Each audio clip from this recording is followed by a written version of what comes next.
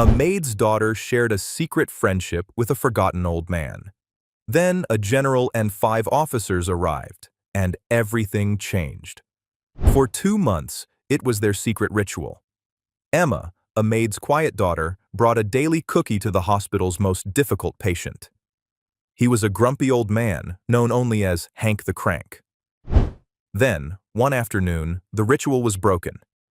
Emma arrived at room 214 to find the bed stripped. The patient was gone. As she stood in the empty room, the hospital fell silent. Heavy, polished boots echoed down the corridor. A general, his chest covered in medals, entered with 5 military officers. He wasn't there for the administrator. He was looking for Mr. Hank and the girl who brought him cookies. A 10-year-old girl learned that the smallest kindness can change an entire world. Emma Carter held the small, wax paper bag close, but the man she was bringing it to was gone. The scent of lemon polish and floor wax hung in the air, a smell as familiar to Emma as the scent of her own home. But today, something was wrong. She stood in the doorway of room 214. The bed was empty.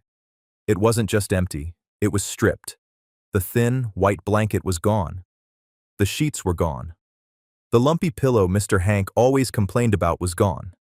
A pale vinyl mattress was all that remained. It looked naked and sad. "Mr. Hank," she whispered. There was no answer. The gruff, coughing sound he always made when she first entered was missing. The room was silent. Emma's heart did a strange little flip. She stepped inside, her sneakers squeaking on the linoleum. The small oatmeal raisin cookie in the bag suddenly felt heavy. "Emma! What are you doing in there?" Emma jumped. Her mother, Mary Carter, stood at the door. She wore her light blue maid's uniform. Her hair was pulled back in a tight bun, and her face was etched with the familiar lines of a long day. She was holding a bundle of clean sheets, and she did not look happy. "I told you not to bother the patients," Mary scolded, though her voice was more tired than angry. "This room is on my list to be cleaned. That means the patient, well, it means we need to get it ready." "But where did he go?" Emma asked, her voice small. "Did he go home?"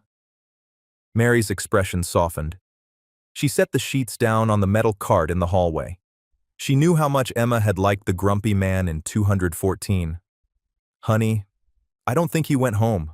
Mr. Porter was very old. He was very sick. Sometimes she didn't get to finish." A new sound echoed from the end of the long, tiled hallway. It was a sharp, hard sound. It was not the soft-soled sound of doctors or the squeak of a nurse's shoes. It was the sound of heavy, polished boots. Mary pulled Emma back into the doorway, her hand protectively on her daughter's shoulder. Mr. Henderson, the hospital administrator, appeared first. He was a small man who usually looked flustered. Today, he looked terrified. He was practically walking backward, wringing his hands. Behind him, 6 men entered the hallway. They moved as one. The man in the lead was tall and broad. He wore a dark green military uniform pressed so sharply it looked like it could cut glass. His chest was a rainbow of ribbons and medals. A shining silver star glinted on each shoulder. His face was like stone, with clear, sharp eyes that missed nothing. Behind him, 5 other officers followed in perfect, silent steps. They were all in full dress uniform. They made the pale green walls of the St. Jude's Veterans Hospital look faded and small. The hospital fell silent. A nurse pushing a medicine cart froze in place. An orderly stopped mopping. The men stopped directly in front of room 214. The tall man, the general, looked at Mr. Henderson. His voice was deep and clear, a command that filled the entire corridor. "You are the administrator?" "Yes, General Sinclair, sir," Mr. Henderson stammered. We're so honored. We were not expecting—" "I am not here for an honor," the general said, cutting him off. His gaze swept the area. He saw Mary in her uniform and Emma hiding behind her. "I am here for Mr. Henry Porter." "Mr. Porter passed away this morning, sir." Peacefully, Mr. Henderson said quickly. We've already moved him, that is, we've begun the process. The general's jaw tightened for a single second. He gave a short, sharp nod, as if accepting a report. I see. Then I am here to execute his final directives. I was his attorney. He looked past the administrator, his eyes landing on Emma. Mary felt her daughter's hand grip her uniform. She tried to pull Emma behind her, but the general had already seen her. I was told he had a visitor, General Sinclair said. A young girl, one who brought him cookies. Mr. Henderson looked confused. Sir? I have no record of... She's just the maid's daughter. She's not supposed to be... Is this her? The general demanded. His voice was not cruel, but it was absolute. He stepped forward, and Mary Carter, a woman who cleaned floors for a living, found herself standing face to face with a two-star general. His sharp blue eyes looked down at her 10-year-old blonde-haired daughter. Young lady, he said, his voice surprisingly gentle, but still carrying the weight of command. Are you the girl who visited Henry Porter? 2 months earlier, the St. Jude's Veterans Hospital was Emma's after-school prison. It wasn't a bad place. It wasn't a gleaming, modern hospital from television. It was an old brick building that smelled of bleach, chicken soup, and something vaguely metallic. It was a place of quiet, of long hallways, and of men who looked like faded photographs. For the past year, ever since her father had left, Mary Carter had worked double shifts. She cleaned rooms at St. Jude's from 7 a.m. to 3 p.m. Then, Emma would take the bus from school and meet her. From 3:15 until 6, Emma would do her homework in the second-floor supply closet. The closet was her sanctuary. It was small, cramped, and smelled of paper towels and harsh soap. But it was hers.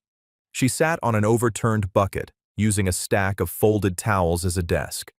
Her mother, Mary, was a good woman and a hard worker. She believed in rules. Emma had 3. Be invisible. We are lucky Mr. Henderson lets you stay. Don't make him regret it. Do not touch anything. Do not, under any circumstances, bother the patients. Emma was good at following the rules. She was a quiet girl, with pale blonde hair and watchful eyes. She observed the world. She saw the head nurse, Nurse Jacobs, who always seemed angry. Nurse Jacobs had a permanent frown and always seemed to be scolding someone.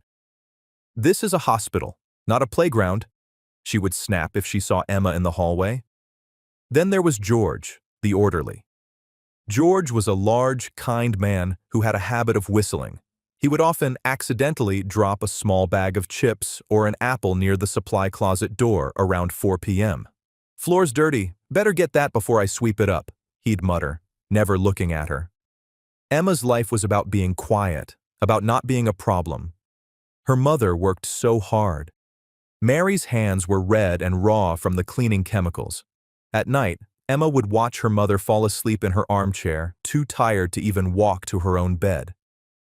Emma knew her mother was worried about money. The whispers on the phone late at night were always about bills, the rent, the car, the past due notices. Emma's family had a history of being strong. In their small apartment, there was one picture frame that was always kept clean. It showed a young man in a uniform from a long, long time ago. That's your great-grandfather, Mary had told her once. Elias Carter. He was a hero. He fought in the big war. Emma loved that picture. He looked brave. He looked like the men in the hallways at St. Jude's, only younger. Her great-grandfather was a legend. But legends didn't pay the rent. One Tuesday, the supply closet was unbearable. A new shipment of bleach had come in, and the fumes made Emma's eyes water. She peeked her head out. Nurse Jacobs was at the far end of the hall. George was nowhere to be seen. She slipped out just to get some fresh air. She walked down the hall, trying to be invisible, practicing the wallflower trick her mother had taught her. She passed room 210. A man who always watched game shows, the volume up high. She passed room 212. A man who had no visitors and just stared at the ceiling. And then she came to room 214. She had passed it before, but the door was always closed. Today, it was open just a crack, and she heard a sound, a low, angry-sounding growl. "It's slop," a voice barked. "Absolute slop. Take it away." A young nurse's aide backed out of the room, holding a tray. Her face was bright red. He didn't like the Jell-O," the aide whispered to another nurse. "Nobody likes the Jell-O," the other nurse replied. "But Mr. Porter doesn't have to be so mean about it." Emma looked at the tray. The green Jell-O cube was untouched. So was the chicken and the mashed potatoes. She peeked through the crack in the door. Inside, an old man was sitting up in bed. He was thin, with a shock of white hair that stuck up in every direction. His face was a map of deep wrinkles, and his eyes were a fierce, sharp blue. He looked like an angry eagle.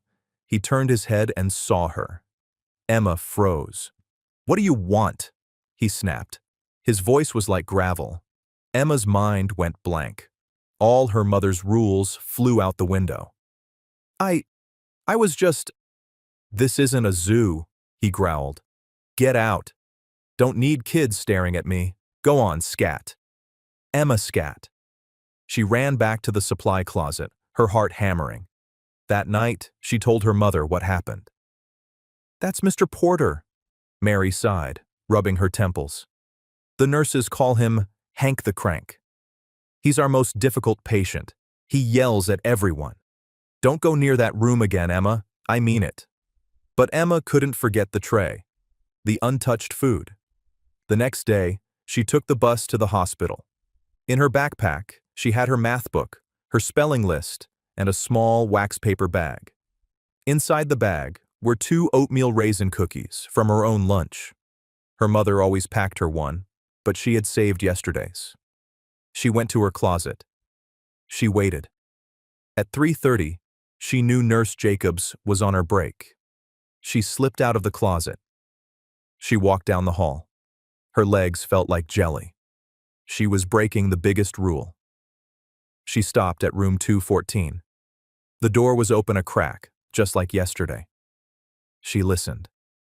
She heard the low murmur of the television.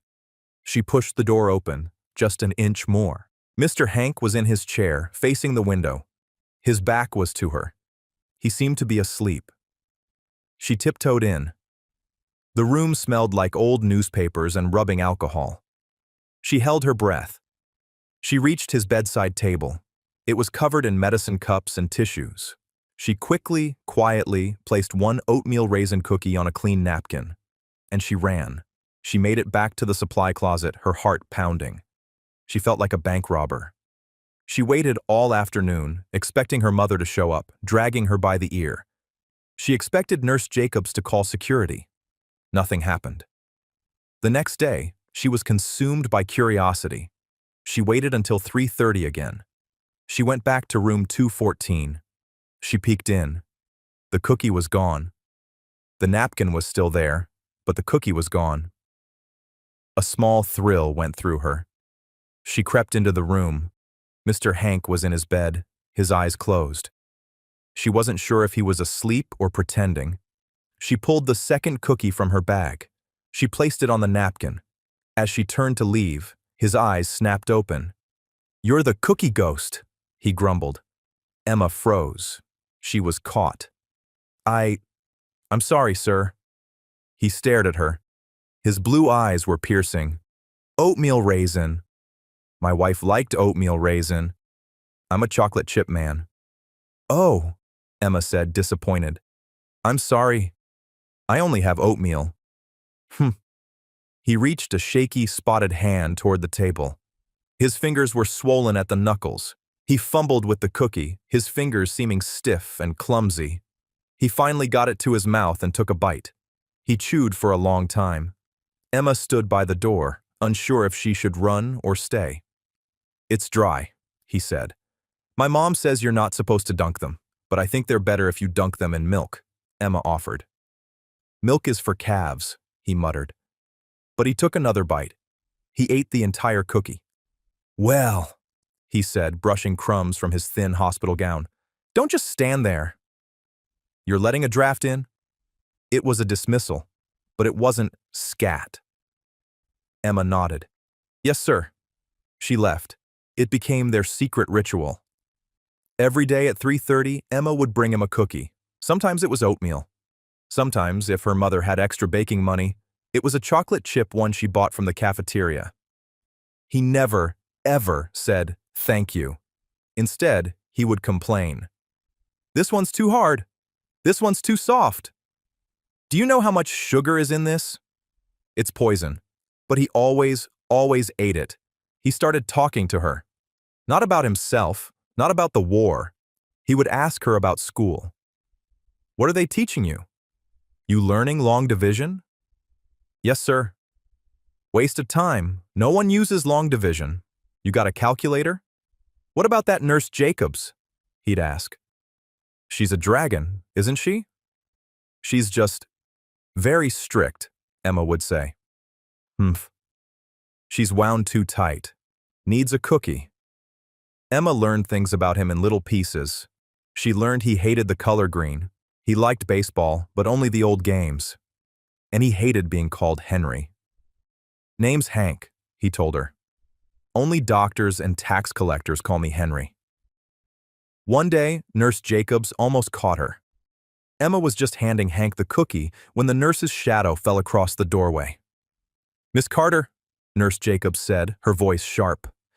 Emma froze. Hank's hand, which had been reaching for the cookie, snapped back. Your mother is looking for you. You are not to be in this room. Patients are not a sideshow. Mr. Porter needs his rest. She's fine, Hank growled from the bed. She's not hurting anyone. Hospital policy, Mr. Porter.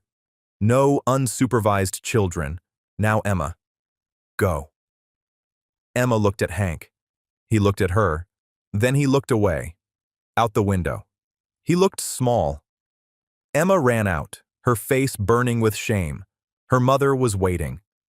Emma, what did I tell you? What did I tell you? Mary's voice was shaking. Nurse Jacobs went to Mr. Henderson. She said, I can't control my own child. She said you're a liability. Do you know what that means? It means I could lose this job. I'm sorry, Mama, Emma whispered. Tears pricked her eyes. He's hungry. He doesn't eat the food. That is not your problem, Mary said, her voice rising. Then she saw Emma's face, and her anger melted into pure exhaustion. She knelt and put her hands on Emma's shoulders. Baby, I know your heart is good. It's the best thing about you. But this world, it's not kind to people with good hearts. We can't afford trouble. We have to be invisible. Do you understand? Number. More. Cookies. The next day, 3:30 came and went. Emma stayed in her closet. She tried to do her math homework, but the numbers swam. She felt a heavy, cold feeling in her stomach. She pictured Mr. Hank staring at the door, waiting. She lasted 2 days. On the third day, she couldn't take it. She had her cookie. She crept out. She checked the hallway. It was clear. She ran to room 214. She slipped inside. Hank was in his chair, staring at the door. When he saw her, his whole face seemed to light up for a second before the familiar scowl returned. You're late, he barked. I'm sorry, she said, handing him the cookie. My mom, I got in trouble. Yeah, well, trouble is part of life. He took the cookie. His hands were shaking more than usual. He tried to lift it, but his fingers fumbled. The cookie dropped onto his lap. He cursed, a low, angry sound.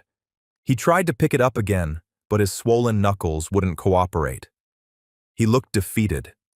Without thinking, Emma stepped forward. She picked up the cookie. Here, she said gently. She held it up to his mouth. He stared at her. His fierce, blue eyes seemed to water. He looked away, embarrassed, but he leaned forward and took a small bite. They stayed like that for a minute. This 10-year-old girl and the 84-year-old man, as she patiently held his cookie for him. When he was done, he cleared his throat. He reached to his bedside table. He fumbled in the drawer and pulled something out. He pressed it into her hand. It was a coin. It was heavy, and not like a quarter. It had a fancy design on it. Found this, he grumbled. Don't need it. Go on, take it. Uh, a trade for the cookies. Emma looked at it. It was beautiful. Thank you, Mr. Hank. Don't thank me. It's just a piece of junk. He turned to the window, and she knew she was dismissed. That was yesterday. And today, Emma sat on the soft leather seat, her legs too short to touch the floor. She stared at the back of the driver's head. He wore a black suit and never said a word.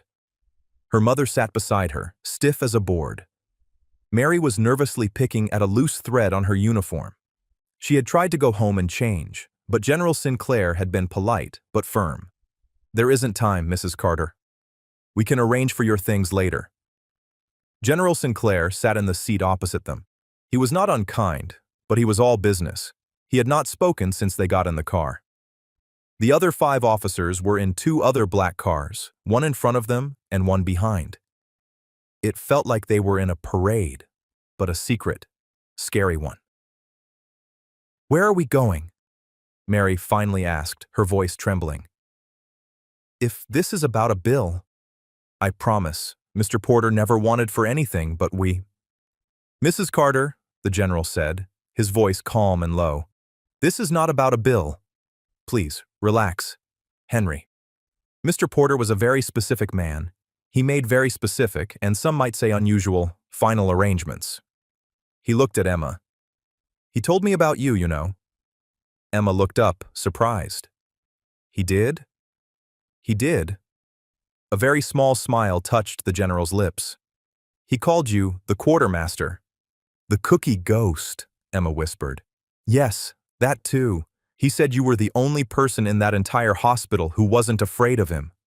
He was just sad, Emma said, and his hands hurt. The general's eyes widened just for a second. He looked at Mary. Ma'am, your daughter is very observant. The car slowed. They were in a part of the city Emma had never seen. The buildings were tall and made of glass. The car pulled into a private garage beneath one of the tallest. The general led them to a private elevator. It went up, fast and silent. The doors opened into an office. But it wasn't an office. It was a room so large it looked like a hotel lobby. It was all dark wood, thick carpets, and leather-bound books. A massive window looked out over the entire city. Please sit, the general said, gesturing to 2 small, antique-looking chairs. Mary and Emma sat. They looked tiny in the enormous room. General Sinclair, Mary said, please. I'm a simple person. This is a lot. What is this all about? The general stood by his massive desk. Mary, may I call you Mary? My name is Robert. I was Hank's attorney, yes. But I was also his friend. I was his... well, I was his last link to his old life. He took a deep breath. Henry Porter was not a poor man. He was not just some forgotten soldier. He was, in fact, one of the wealthiest men in this country. He built an empire in shipping and logistics after he came home from the war. Mary's jaw dropped. But he was in St. Jude's, in a normal room. He wore the paper-thin gown. He hated his family, the general said, the words blunt and cold. He had a son who gave him 2 grandchildren. They are disappointments. They saw him as a walking bank account. They wanted his money, but they didn't want him. They hadn't visited him in 5 years. So, 2 years ago, Hank did something dramatic. He liquidated his assets. He put everything into a private trust. He gave his family exactly what his son's prenuptial agreement required. A large sum, but a fraction of the total. And then, he vanished. He checked himself into St. Jude's, under his own name, but with no financial history attached. He wanted to see what the world was like with no money. He wanted to die as he was born, just a man. He was, the general said, his voice thick with emotion, testing the world. He was looking for one person, just one, who would be kind to him with no expectation of reward. He looked at Emma. And then you, little quartermaster, you brought him a cookie. The general opened a thick, leather-bound folder on his desk. Hank was a soldier. He didn't believe in long, flowery wills. He wrote what he called after-action orders.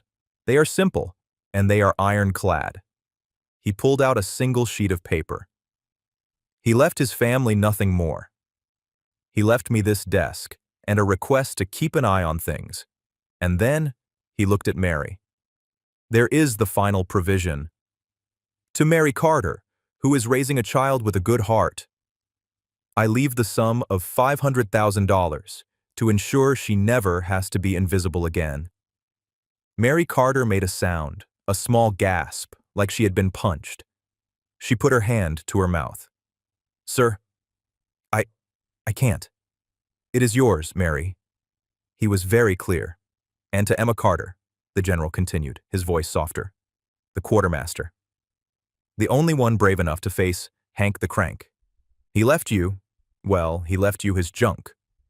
He opened a drawer and pulled out a large, heavy, dark green metal box, a footlocker. It was old. He also left you the contents of the trust. A sum of, it's a very large number. More money than you or your mother will ever need. It is all yours, to be managed by myself and Mrs. Carter until you are of age. Emma wasn't listening to the part about the money. She was looking at the box. The general placed it on the floor. This, he said, was the real inheritance. Emma slid off the chair. She knelt on the thick carpet. On the side of the box, in faded white paint, was a name. She touched the letters. E. Carter. But that's my name, Emma said. Not your name, Emma, Mary whispered, her eyes full of tears. She was staring at the box as if she'd seen a ghost. That was your great-grandfather's. That was Elias Carter's footlocker? The general looked at Emma. Mr. Hank knew your great-grandfather. They served in the same company. Elias, he saved Hank's life, took a bullet that was meant for him. Hank was the one who held him. He tried to find his family for years, but Elias was an orphan. He never knew he had a family line. But he knew you, General Sinclair said to Emma. The moment he saw you, he said he knew. You have his eyes. Emma looked at the box. She looked at her mother, who was crying quiet tears of relief and understanding. She looked at the general, who was smiling. He wasn't just testing the world, Emma said, finally understanding. He was waiting. He was waiting for my mom to get a job there. He was waiting for me. He said to tell you one thing, the general said. He pulled a small folded napkin from his pocket. Emma took it. On it, in a shaky, difficult handwriting, was one word, thank you. Mary Carter's hand was pressed so tightly against her mouth that her fingers were white. Her body was trembling, a fine, low vibration. The number the general had said, $500,000, was not processing. It was a lottery number. It was a number for television. It was not a number for her, Mary Carter, a woman who measured her life in bleach bottles and bus fares. I don't understand, Mary whispered, her voice muffled by her hand. Sir, that's a mistake. I can't accept that. I didn't do anything. You did, General Sinclair said, his voice firm but kind. He did not sit. He remained standing, a pillar of strength. You did your job with dignity. You raised a daughter who has a good heart. Hank valued that more than anything. He saw you, Mary. He knew you were invisible to everyone else, and it made him angry. Emma wasn't looking at her mother. She wasn't thinking about the impossible numbers. Her eyes were fixed on the dark green metal box on the floor. E. Carter. She traced the stenciled letters. It was a name, but it felt like a mirror. My great-grandfather, she said, her voice full of wonder. He knew him. They were more than friends, the general said. He crouched down, a movement surprisingly graceful for such a large man. He tapped the heavy latch on the footlocker. May I? Emma nodded. The general worked the latch. It was stiff, but it finally sprang open with a loud clack. A smell wafted out. It was the smell of old canvas, old metal, and something faint and dry, like old paper. Mary moved closer, her own shock momentarily forgotten, her curiosity pulling her in. Inside, things were packed with military neatness. On top was a thick wool blanket. It was dark green. Emma touched it. It was rough, not soft. Beneath it, a small dark blue velvet box. General Sinclair lifted it out. "Hank told me about this." He opened it. Inside, on a bed of faded white satin, was a medal. It was a star, hanging from a blue ribbon. "The Medal of Honor," the general said, his voice heavy with respect. "It was Elias's. He was awarded it, after he died, for the action that saved Hank's life. Hank kept it for him. He said he was just holding it until he found his family." He handed the box to Emma. It was heavy. "My great-grandfather was a hero," Emma whispered. The story she had heard her whole life was not just a story. It was real. "The very definition of one," Sinclair agreed. Mary was crying, but this time, the tears were not for herself. They were for a man she had never met, a man whose picture hung on her wall. Beneath where the medal had been, there were 2 items left. The first was a small leather-bound book. It was worn at the edges, its cover soft with age. The second was a small, heavy, brass-colored coin. Emma picked it up. It had an eagle on one side and some kind of emblem on the other. "Mr. Hank gave me one," Emma said, her hand flying to her pocket. She pulled out the coin he had given her in the hospital. It was not the same, but it was similar. "He said it was junk." "That," the general said, a small smile touching his lips, "is a division challenge coin. It's not junk. Soldiers carry them. They're a symbol. They prove you were part of the unit. You show that coin in a room of old soldiers, and you are family." He gave you his. He pointed to the one in the box. "That one was Elias's. Now you have both." Emma held one in each hand. They felt important. Finally, she picked up the leather-bound book, a journal. She opened the cover. The first page was written in beautiful, old-fashioned cursive. "September 4th, 1944. Still raining. I hope we move out soon. I have a feeling this is it." Emma closed it quickly. It felt too private, like reading someone's mail. "This is," Mary started. "This is all just so much." "It is," the general said, "and Hank knew it would be, which is why he appointed me to help you. To guard you." "Guard us?" "From what?" Mary asked. The question was answered by a sharp, angry buzz from the intercom on the general's desk. Sinclair stood up, his face hardening. He pressed the button. "Yes, Diane?" "General Sinclair, I am so sorry." His secretary's voice crackled. "Mr. Porter Jr. is here, and Miss Brenda, and their attorney. They're not listening. They're coming in." "It's all right, Diane," the general said, his voice dropping an octave back into the sound of command. He let go of the button and looked at Mary. "From them." The grand wooden doors of the office burst open. A man in his late 60s, with a soft pink face and a very expensive-looking but poorly fitted suit, strode in. He looked like Hank, but all the hard edges had been sanded off, leaving just a pout. This was Henry Hank Porter Jr. Behind him was a woman in her 30s. She was tall, thin, and wore a black dress that looked like it cost more than Mary's car. Her hair was pulled back so tightly it seemed to hurt. Her eyes, unlike her father's, were sharp and cold. This was Brenda Porter, the granddaughter. And behind them, holding a briefcase, was a man who looked like a hawk. He wore a pinstripe suit and a permanent sneer. "Sinclair!" Junior puffed, his face red. "What is the meaning of this?" "We were at the club. We had to hear from a service that my father had passed. You didn't even call us." Brenda's cold eyes swept the room.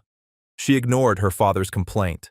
She saw Mary in her blue maid's uniform, and Emma, a small girl on the floor next to an open footlocker. Her eyes narrowed. "General," Brenda said, her voice like ice, "why is the help here? And why are they touching my grandfather's things?" Mary stood up, her hands twisting in the fabric of her uniform. She automatically tried to move behind the general, to become invisible. The general did not move. He seemed to grow larger. "Mr. Porter, Miss Porter, Mr. Graves," he said, nodding to the lawyer. "Your father and grandfather's passing was this morning. My first duty was to execute his final directives." "His directive?" Brenda snapped. "His directive was to call his family. His only family." "On the contrary," the general said, his voice flat. "His explicit directive was to ensure you were not the first to be called. He did not want you at the hospital." Junior looked like he'd been slapped. "He was senile." "He must have been. I'm his son. His son." "That is a matter of opinion," the general said. "It's a matter of fact." The hawk-faced lawyer, Graves, spoke up. He stepped forward. "General Sinclair, we have just been informed of the will's primary provisions. This is a farce. A man in a charity hospital disinheriting his own blood? It screams mental incompetence. It reeks of undue influence." He stared with open contempt at Mary. "We are here to inform you that we are contesting. We will be freezing all assets, pending a full mental evaluation of the deceased, and we will be deposing everyone involved." The threat was clear. It was aimed directly at Mary. "I didn't," Mary began, her voice a small squeak. My daughter." "Your daughter," Brenda said, stepping forward. Her eyes were full of venom. "Yes, let's talk about her. How very convenient. My grandfather, a billionaire, suddenly befriends a maid's child. How much did you pay her to cry at his bedside? How many cookies did you force-feed that old man?" "I didn't," Emma cried out. She was on her feet now. The medal was still in her hand. "He was my friend." He hated the Jell-O. "Be quiet, child," Junior snapped, waving his hand. "This is grown-up business." "You be quiet?" Emma shouted. The sudden force of her voice shocked everyone. Even the general looked at her with new respect. Emma was not a lawyer, she was not rich, but she was 10, and her moral compass was simple. These people were bad. They were the bullies. "You're the disappointments," she said, her voice ringing in the silent, expensive office. Junior's mouth fell open. Brenda's face turned from cold to white-hot rage. "He said so," Emma went on, pointing a finger at them. "He said you only wanted his money. He said you never visited. He was right. You didn't. I was there. He was all alone. He was just sad. And his hands hurt. But you didn't know that. You weren't there." She stood her ground, a small girl in a simple dress, holding a Medal of Honor in one hand and a challenge coin in the other. Brenda looked at Emma, then at the footlocker. She saw the journal. She saw the medal. And a new, terrifying look of calculation entered her eyes. "So," she said to Graves, "this is their play. They've invented a long-lost army buddy connection. How touching. How pathetic." "Elias Carter was not pathetic," the general said, his voice suddenly a low growl. "He was a hero. A man your family will never be fit to stand beside." "We'll see about that," Graves sneered. "A court will find this all very suspicious. A 10-year-old girl inherits a billion-dollar trust? I think not. We'll have this child on a stand.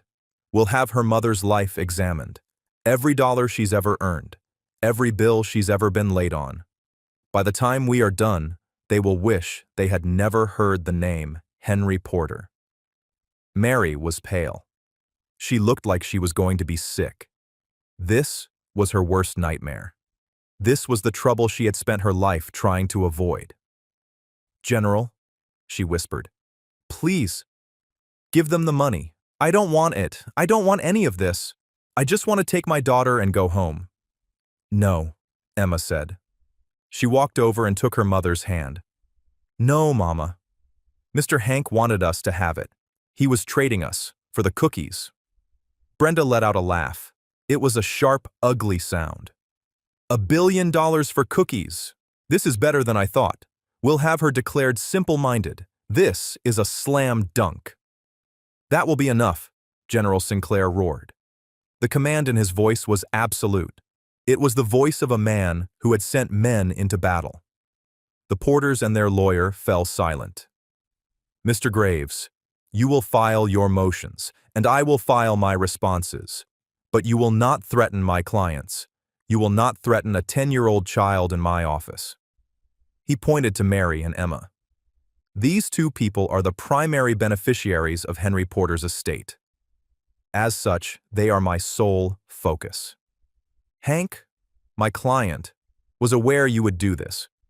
He was not a foolish man. He was, in fact, prepared." He looked at the leather journal in Emma's hand. "That journal?" Brenda scoffed. "A dead man's diary from 1944? It's meaningless."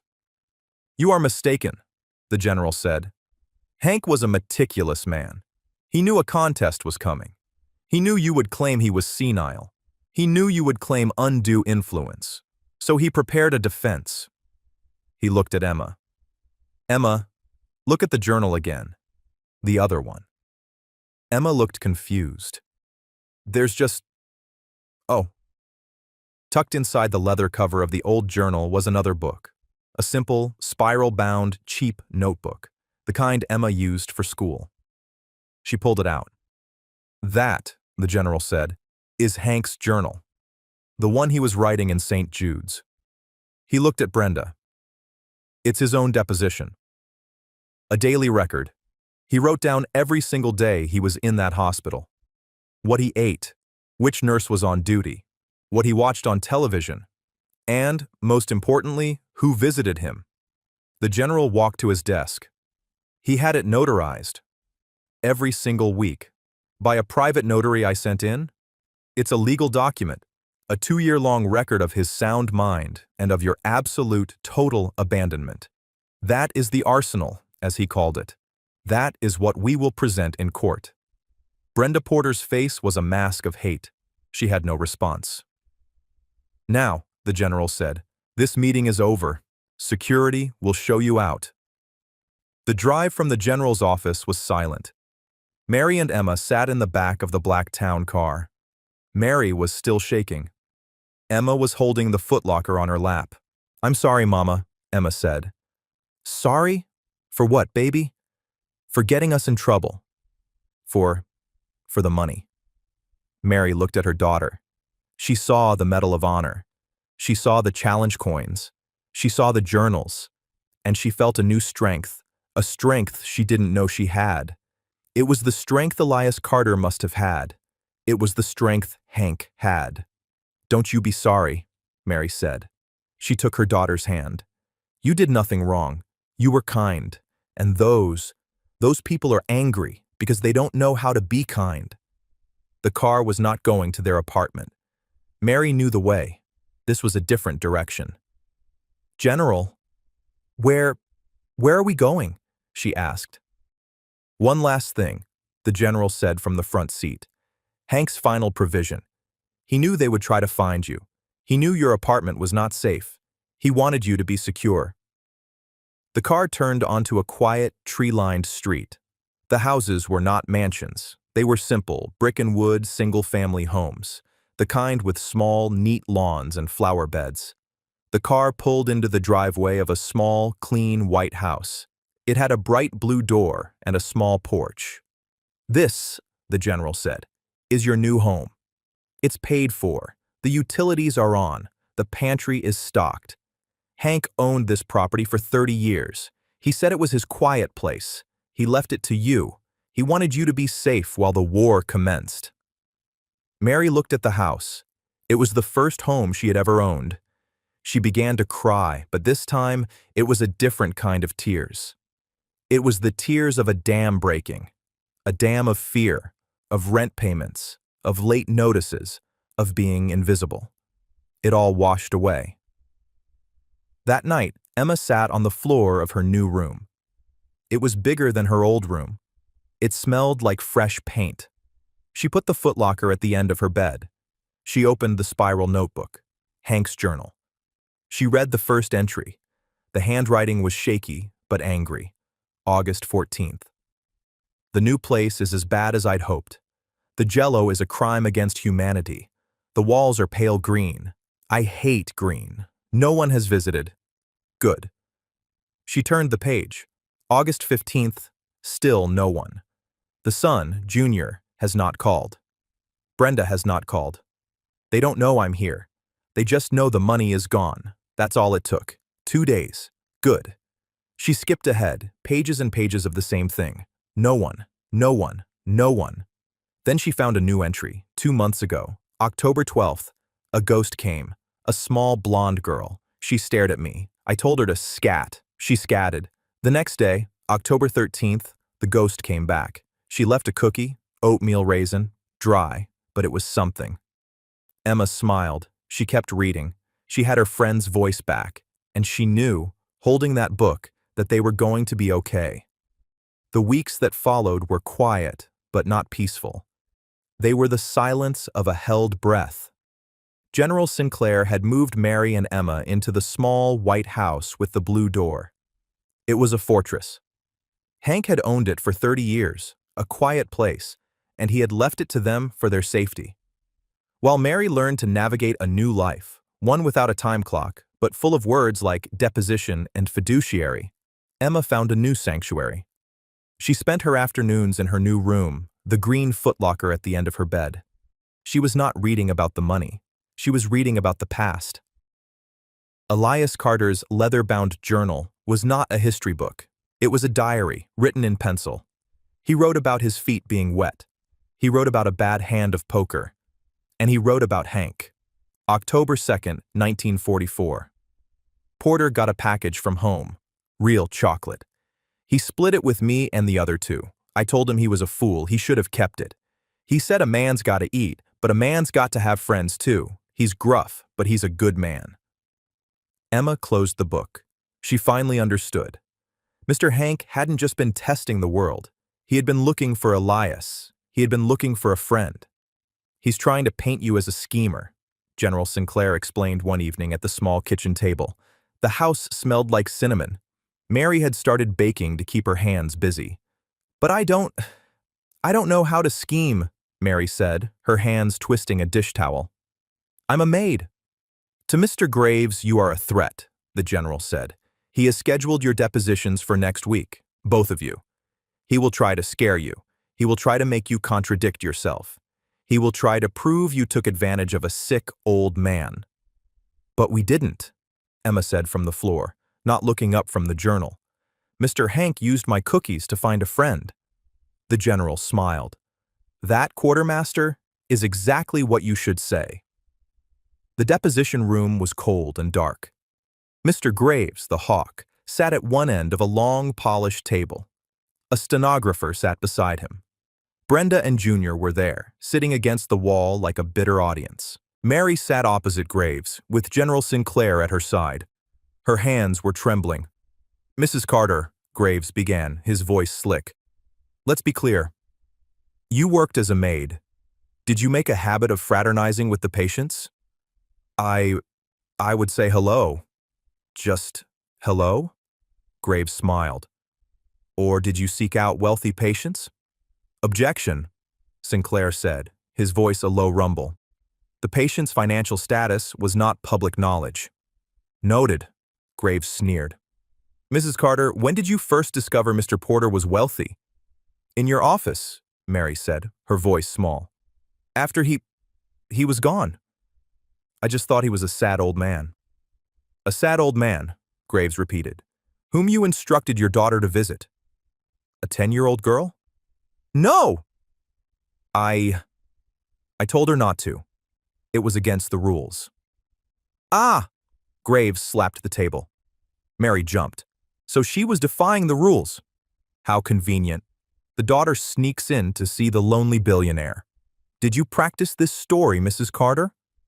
It's not a story. It's the truth. The truth, Graves scoffed. The truth is, you were drowning in debt. Did you find out about his son, his granddaughter? Did you realize how disappointed he was in them? Did you see your opening? No, I was just cleaning. Yes, you were. Graves looked at her with contempt. We're done. Send in the child. Mary felt sick, but the general put a hand on her arm. You did fine, Mary. You told the truth. Emma came in. She was not afraid. She sat in the big chair, her feet not touching the floor.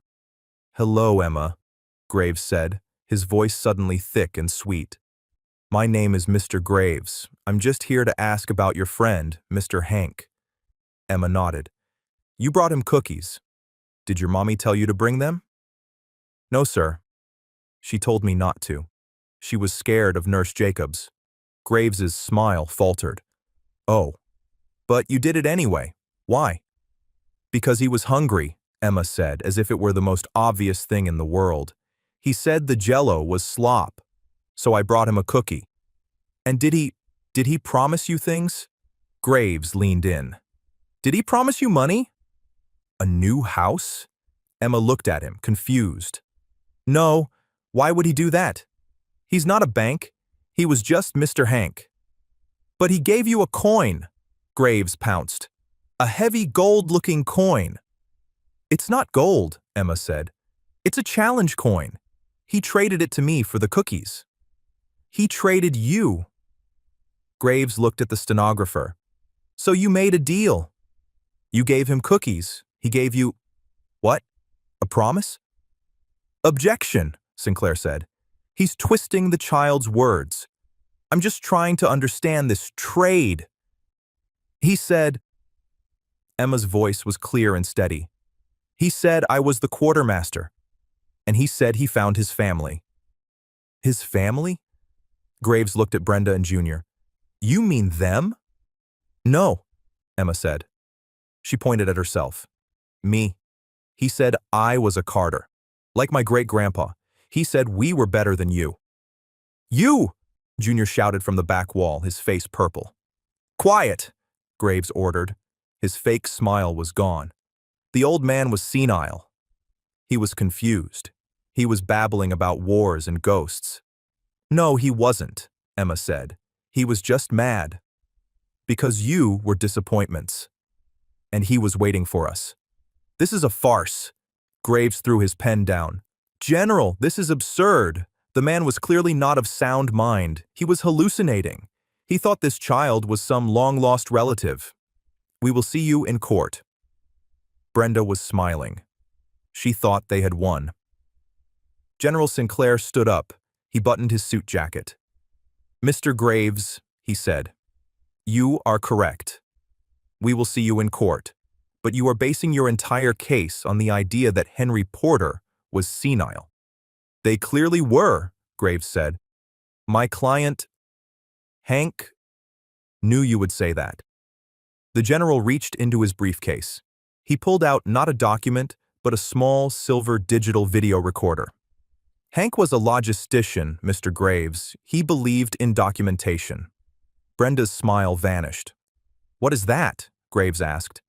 It is a statement of testamentary capacity. A video will, so to speak. Hank was many things, but he was not stupid.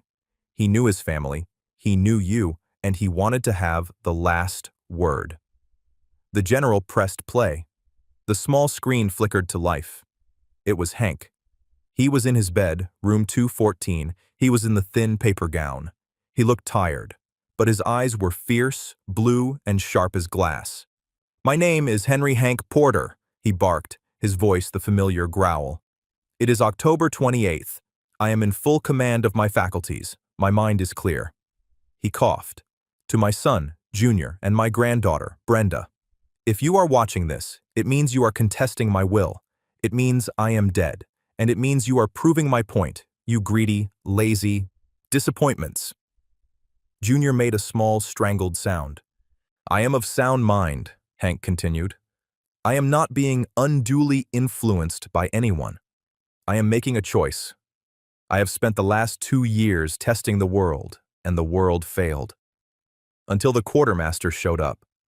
He looked away from the camera as if someone was in the room. He smiled. A real, actual smile. "No," he said, "I'm not a chocolate chip man. I just said that to make you come back." He looked back at the camera, his face hard again. "The money is mine. The legacy is mine. I am giving the money to Mary Carter, who deserved a better life. I am giving the trust to Emma Carter, who is the only person to show me kindness in a decade. She is a Carter. She is Elias's blood. And she is better than all of you."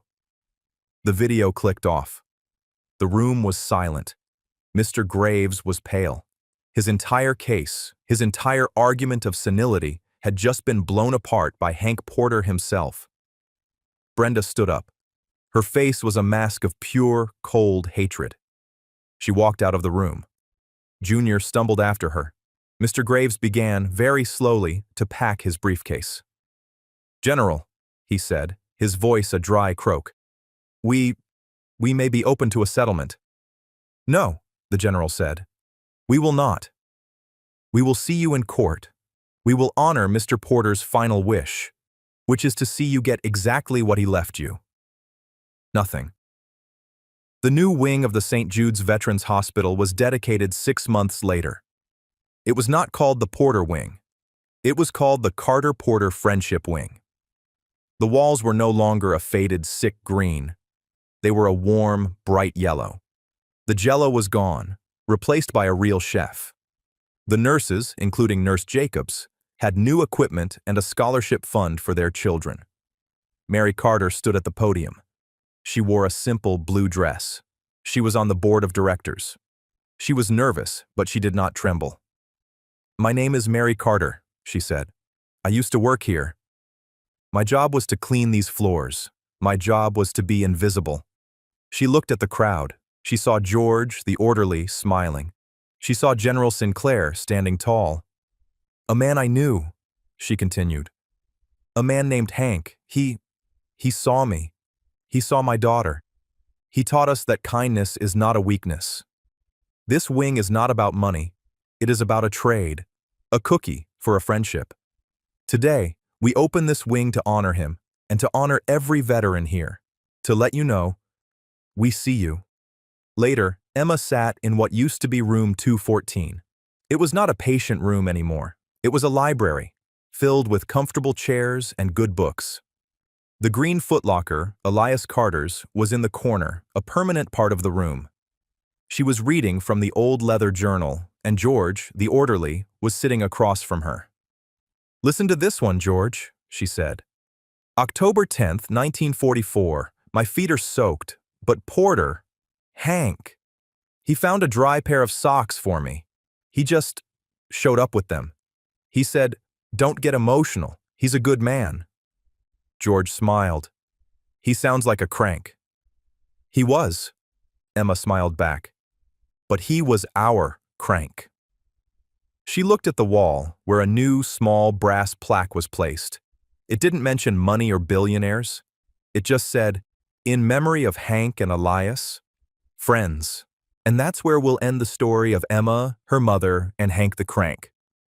I hope it gave you a chance to step out of the everyday and just drift for a bit, reminding us all how a simple act of kindness, like a single cookie, can change a life. I'd love to know what you were doing while listening, maybe taking a break from work or just settling in for a calm evening. Drop a line in the comments. I really do read them all. What was your favorite part? And if you want to make sure we cross paths again, hitting like and subscribing makes a huge difference. Thanks for listening, and we'll see you next time.